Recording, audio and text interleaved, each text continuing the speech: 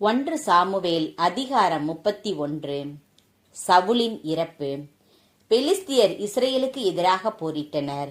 பெலிஸ்தியருக்கு முன் இஸ்ரேலர் புறமுதுகிட்டு ஓடினர். பலர் கில்போவா மலையை வெட்டுண்டு வீழ்ந்தனர். பெலிஸ்தியர் சவுலையும் அவர் புதல்வர்களையும் பின்தொடர்ந்து அவர்தம் புதல்வர்களான யோனத்தான், அபினதாபு, மல்கிசுவா ஆகியோரை வெட்டி கொன்றனர். சவுல் இருந்த இடத்தில் போர் மிகவும் வலுத்தது. வில் வீரர் அவர் மீது குறிவைத்து தாக்க அவரும் அந்த வில் வீரர்களால் பெரிதும் காயமுற்றார்.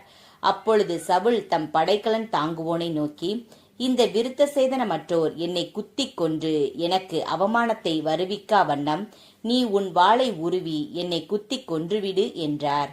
ஆனால் அவருடைய படைக்கலன் தாங்குவோன் மிகவும் அஞ்சியதால் அதற்கு அவன் இசையவில்லை. ஆதலால் சவுல் தம் வாளை எடுத்து தாமே அதன் மீது வீழ்ந்து மடிந்தார். சவுல் இறந்துவிட்டதைக் கண்ட அவருடைய படைக்கலன் தாங்குவோனும் தன் வாள் மீது விழுந்து அவரோடு மடிந்தான். இவ்வாறு சவுலும் அவரின் 3 புதல்வரும் அவருடைய படைக்கலன் தாங்குவோனும் மற்றும் அவர் ஆள்கள் எல்லாரும் அதே நாளில் ஒன்றாக இறந்தனர். இஸ்ரேலர் புறமுதுகிட்டு ஓடினர் என்றும் சவுலும் அவர்தம் புதல்வர்களும் மடிந்தனர் என்றும் பள்ளத்தாக்குக்கு அப்பாலும் யோர்தானுக்கு கிழக்கேயும் இருந்த இஸ்ரேலர் கண்டபோது அவர்கள் தங்கள் நகர்களை விட்டுவிட்டு ஓடிவிட்டனர். அதனால் பெலிஸ்தியர் வந்து அங்கே குடியேறினர்.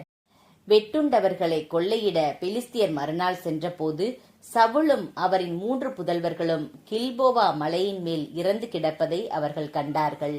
அவர்கள் சவுலின் தலையை கொய்து அவர் படைக்கலன்களை எடுத்துக்கொண்ட பின் தங்கள் சிலைகளிலும் கோவில்களிலும் மக்களிடையிலும் இந்த செய்தியை அறிவிக்கும் பொருட்டு பெலிஸ்திய நாடெங்கும் தூதர்களை அனுப்பினர். அவர்கள் அவர்தம் படைக்கலன்களை அஸ்தரோத்து கோவிலில் வைத்தனர். அவரது சடலத்தை பெத்சான சுவரில் தொங்கவிட்டனர். பெலிஸ்தியர் சவுலுக்கு செய்ததை கிளையாத நாட்டு யாபேசு நகர மக்கள் கேள்விப்பட்ட போது அவர்களுள் வலிமை மிகு வீரர் அனைவரும் இரவில் புறப்பட்டு சென்று சவுலின் சடலத்தையும் அவர்தம் புதல்வர்களின் சடலங்களையும் பெத்சான் சுவரிலிருந்து இறக்கி யாபேசுக்கு கொண்டு வந்து அங்கே அவற்றை எரித்தனர். பின்பு அவர்களுடைய எலும்புகளை எடுத்து யாபேசில் தமரிஸ்கு மரத்தின் அடியில் புதைத்துவிட்டு 7 நாள்கள் நோன்பு இருந்தனர்.